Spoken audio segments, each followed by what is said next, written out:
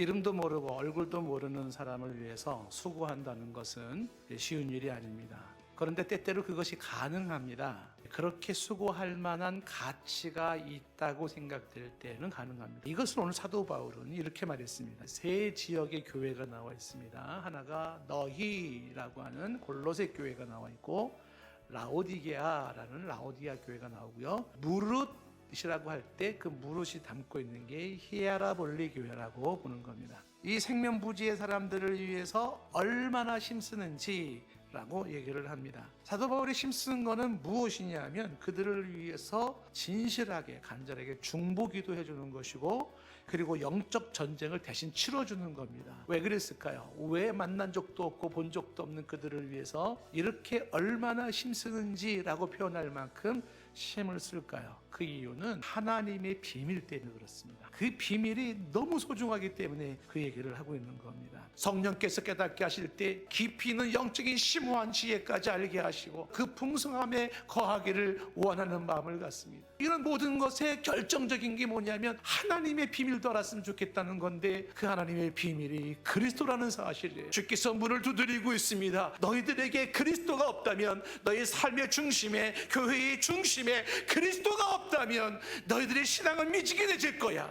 정확한 지적입니다. 왜 사도 바울이 얼굴도 보지 못한 자들을 위하여서 그렇게 기도했는지 아시겠습니까? 그리스도의 신앙을 놓치지 말라는 겁니다. 하나님의 최고의 비밀이 그리스도 예수 안에서 드러났습니다. 하지만 여전히 사람들의 눈에는 그 비밀이 보이지 않습니다. 보는 사람만이 봅니다. 그래서 이것을 먼저 본 자로서 사도 바울은 가슴을 치며 애절한 심정으로 기도를 하는 겁니다.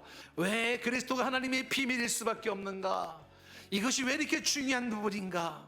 그리스도에게는 타락한 인간이 어떻게 구속되어지는지 하나님의 지혜가 담겨있기 때문에 그렇습니다. 그리스도 안에서 우리가 어떻게 의로운 자로 하나님 앞에 설 수 있는지, 그리스도 안에서 어떻게 우리가 하나님의 나라를 유업으로 받을 수 있는지 담겨 있습니다. 그런데 저는 지금 당장 현실적인 문제가 급해요라고 사람들은 말할지 모릅니다. 그럼에도 불구하고 이 예수 그리스도가 중요한 것은 여러분들이 가지고 있는 현실적인 문제까지도 그리스도가 답이기 때문에 그래요. 하나님의 비밀이신 그리스도가 우리를 현재와 내세를 보장하시는 분이십니다. 이 신앙을 갖지 못하도록 역사하는 것이 사탄입니다. 언제부턴가 그리스도를 잃어버리기 시작했습니다. 내 삶의 기준이고 내 삶의 중심이고 내 삶의 기본이 되신 그리스도를 잃기 시작했습니다. 예수 그리스도가 없는 곳에서는 미래의 소망이 없습니다. 예수 그리스도가 없는 그곳은 나의 현실적인 삶을 책임져 줄 손길도 없습니다.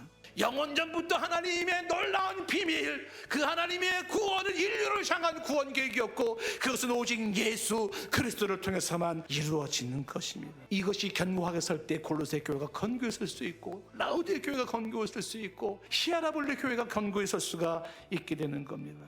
그래도 신앙이 분명하지 못하면 생각이 흐트러집니다. 사상이 흐트러집니다. 삶이 흐트러집니다.